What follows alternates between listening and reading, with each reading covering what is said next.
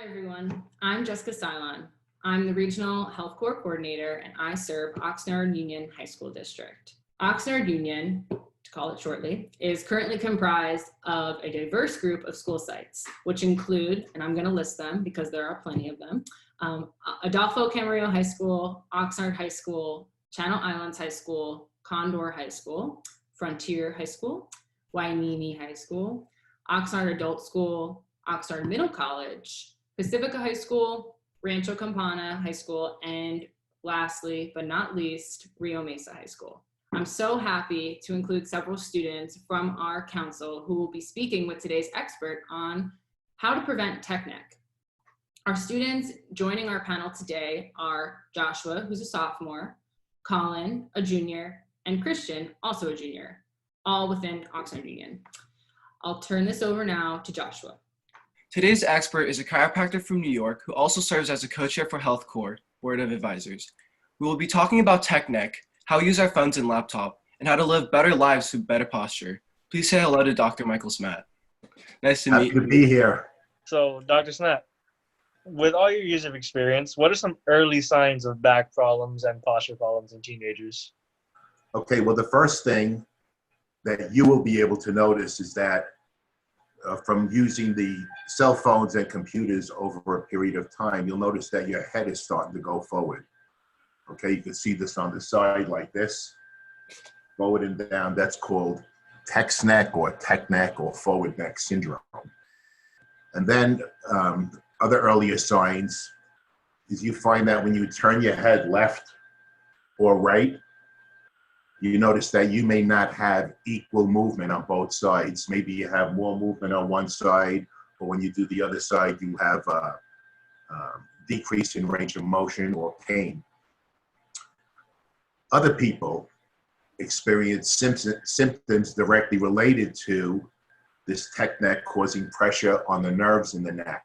And by the way, when you have tech neck, it's not only your neck that's involved, it's your whole spine, because when your head goes forward, you're affecting your upper back, your mid back, and your low back. It's not isolated in your neck.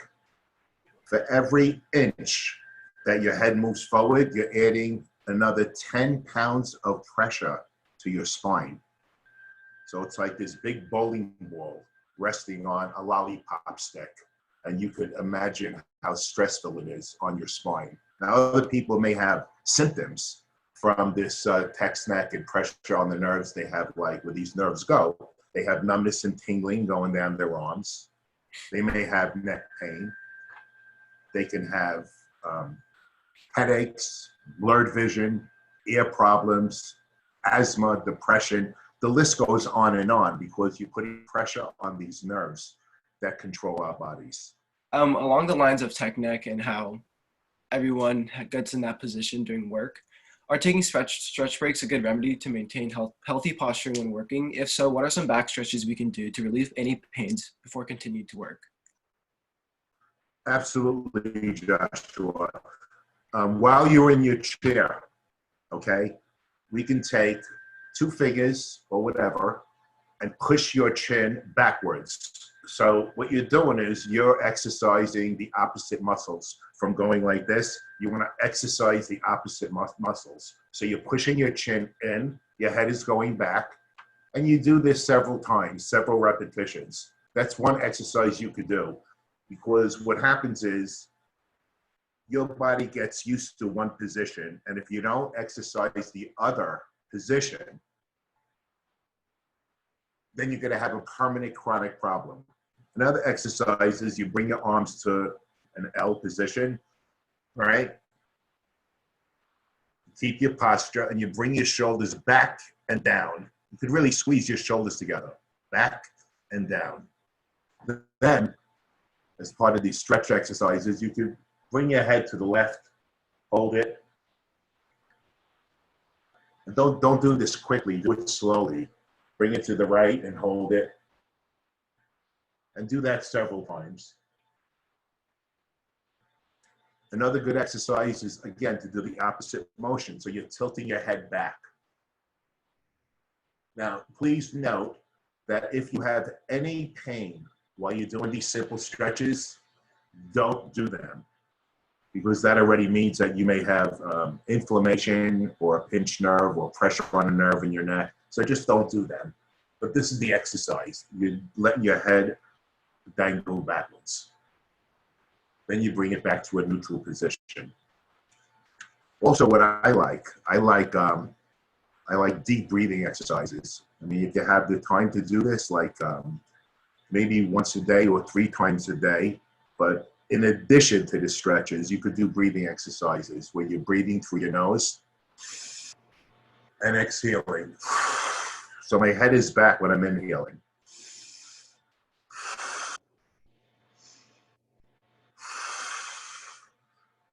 And I do this in sets. It's called, one of my mentors 40 years ago taught me this. It's 49 breaths, 7, 14, 14, and 14.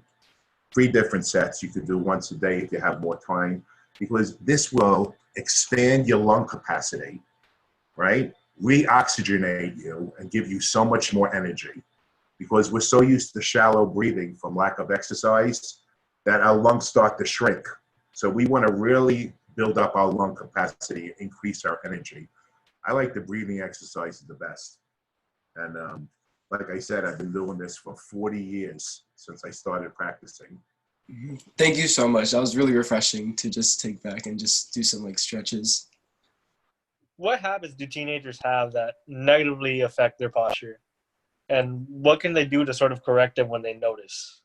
That's a good question, Kristen. What happens is that most of you, I assume, use laptops, yes? Nobody has a PC? Okay, good. So it's easy when you have a PC because you could just raise your screen so your head is in the neutral position. Even slightly looking up is good. It's good in the neutral position here. But with the laptop, what you do is you place it on 3 or 4 or 5 books, depending how thick they are. So your laptop is elevated to your eye level. Now you may say, well, how am I going to use the keyboard? Well, you're just placing it above while you're doing videos or watching YouTube videos or movies or stuff like that, just so you're not straining your head and neck looking down. If you really want to get creative, you can purchase a wireless keyboard. So now your laptop is up on the books and you're like this, typing away on your wireless keyboard. That's really the solution. Because, it'll be kind of difficult to be typing like this, while your laptop is elevated, okay? Same thing with the cell phone. Here we have the cell phone, and we're looking down the whole time we're texting. Now, you may think this is difficult to do, but let me just tell you, I'm in practice 40 years, and half my practice now are people your age. So trust me, people are coming in with all of these symptoms that I'm mentioning. So when you use your cell phone, lock in your elbows and just rest your arms, like just above your stomach and text away. I wish I had a video of all the teenagers in my waiting room. They're like this in the waiting room. Probably so I wouldn't yell at them. But they're texting away like this, and you see my head is slightly back. And you can do the same thing in bed. Just make sure that it's elevated. And in the beginning, it'll be very awkward. But after you do this several days, this will start feeling awkward because your brain will develop this new habit. Sounds great. So just sort of keep it elevated up to your face? Yeah, I mean, if you want to hold your arms up, that's fine. But if you want to rest your arms, just lock your elbows, right above your stomach. And it's very relaxing to do. I mean, it's just developing another habit.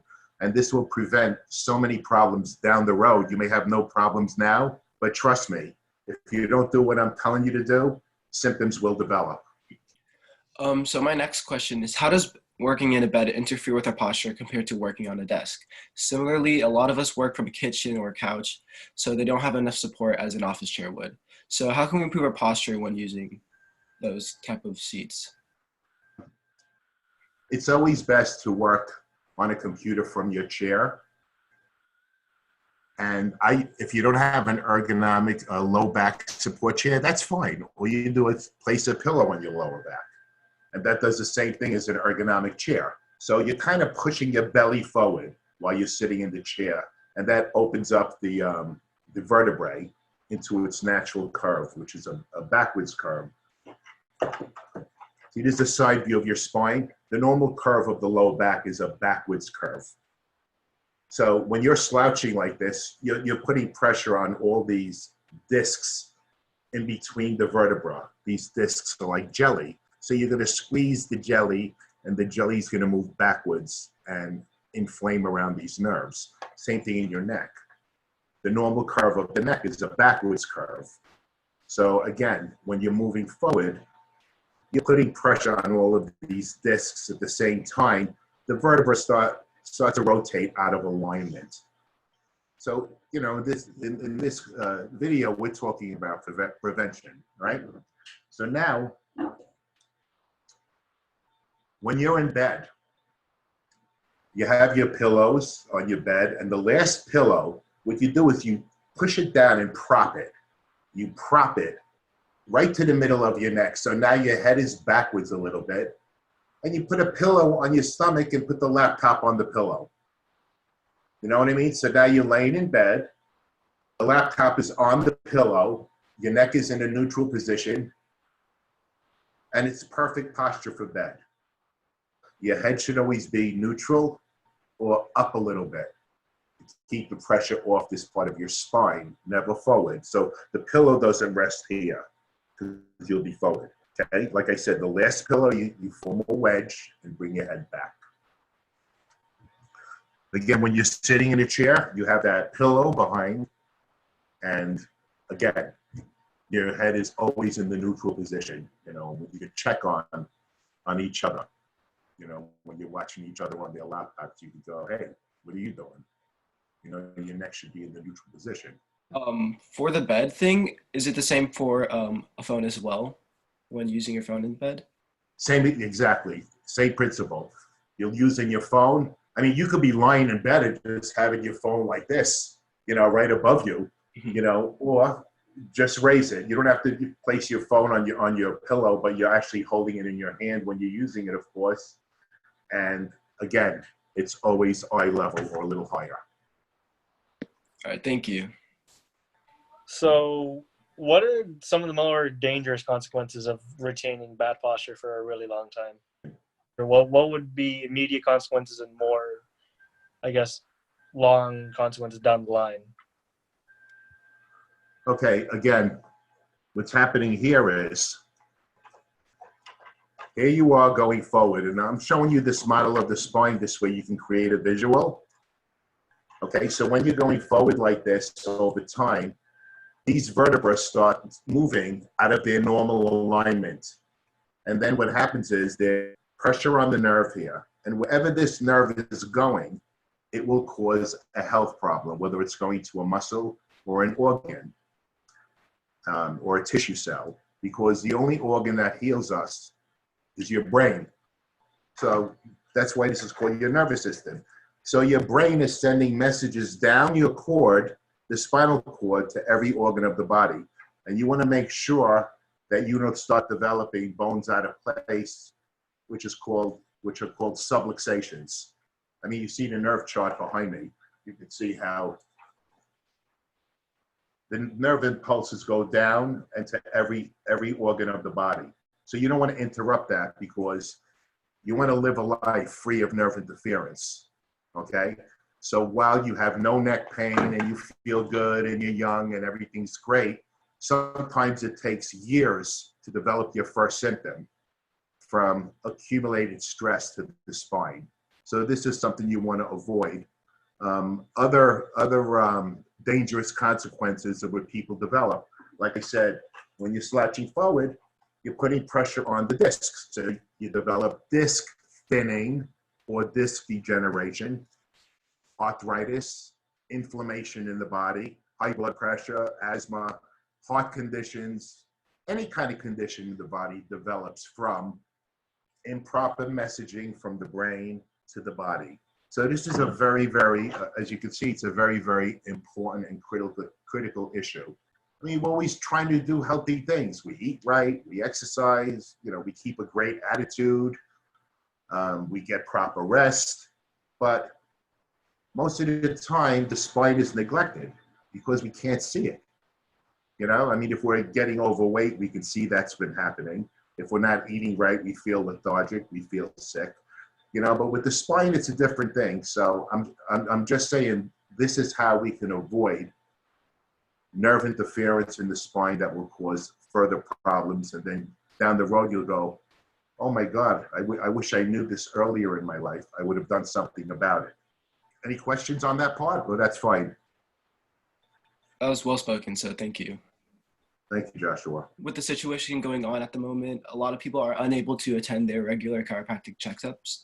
So what are some at-home exercises we can do to kind of compensate in the meantime?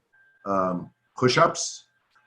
Now, when you do push-ups, make sure your head is not forward and down. Always remember that. Your head is always in the neutral position. And if you do sit-ups, then this is out. When you're doing sit-ups like this, you're reversing the curve in your neck and causing lots of problems in the spine. So I like my head to be backwards, and I put my arms here as I'm doing sit-ups. So my head is back, okay? Do not use your hands behind your head in any exercise whatsoever. Also, if you like jumping rope, that's another great exercise to do at home. As long as you don't disturb your neighbors, it's great. All right, thank you. And then on to Christian for the last question. On the topic of sports and exercise, a lot of coaches and I guess their assistant coaches would tell their athletes to just lay flat on the ground. Is this actually helpful to relieve back pain and just to stretch out their back muscles in general? Laying on the ground helps your spine because when you're lying, you are eliminating the pressure on the spine, and these discs kind of get a break and they rehydrate. And there are also exercises to do while you're lying down on your back. So what I do is I roll up a towel and I put rubber bands around it so you don't have to roll it up every day. And not only that, when you have this lying around in your apartment or your house, this is a reminder. So when you're lying down on the floor, you place this right behind the middle of your neck. So you're lying on the floor and it'll stretch out your neck to bring it back, right? Because you're like this a lot of time. And it'll start exercising the muscles that are going in the opposite direction and take pressure off the disc material in between the vertebrae. And then still while you're lying on the floor, you could raise your arms like this. Now remember, you're lying down and you're not taking your arms off the floor. So your arms are moving on the floor like this. And you're really stretching out your whole spine. You're bringing your fingers together. Now, you don't have to go like this. You don't want to do that. You want to keep your elbows bent and do several repetitions like this. You could feel it. You could feel your whole spine stretch. Okay, so now you have the rolled up towel, and you have these mild stretches to do while you're lying on your back. You know, when you're lying on the floor, you want this because you want your head supported while you're lying on the floor. But in addition to this, I just thought of this as we were speaking. I want to incorporate sleep habits because there's a lot of people, this is just from experience, that sleep on their stomach. They find that comfortable. When you sleep on your stomach, you have to turn your neck and your head and your arms usually like this. That causes severe damage to your muscles, to the discs, and they inflame around these nerve endings. So stomach sleeping is out. When you sleep on your back, sleep with one pillow, because you don't want to prop your head forward while you're sleeping. So sleeping on your back and sleeping on your side is what you want to do. Never on your stomach. So I just thought I would throw that in since we're talking about exercise, because we spend 1/3 of our life in bed. And a lot of people have spinal problems because of all these pillars that are propping up. Thank you. It was really informative to me, especially you. with like my bad habits of posture that I didn't even know I had. So this was a really helpful meeting. Thank you. Thank you, Dr. Smatt, for coming in. This has been really helpful for us, and I hope it's the exact same for our audience. Dr. Smatt has actually been really kind to put some additional YouTube videos onto our channel. The links will be down in the description below. We hope that you'll join us for other interviews on health and wellness. They'll be right here available on HealthCorps' YouTube channel. Well, I appreciate you having me, and I hope this information was informative. Thank you.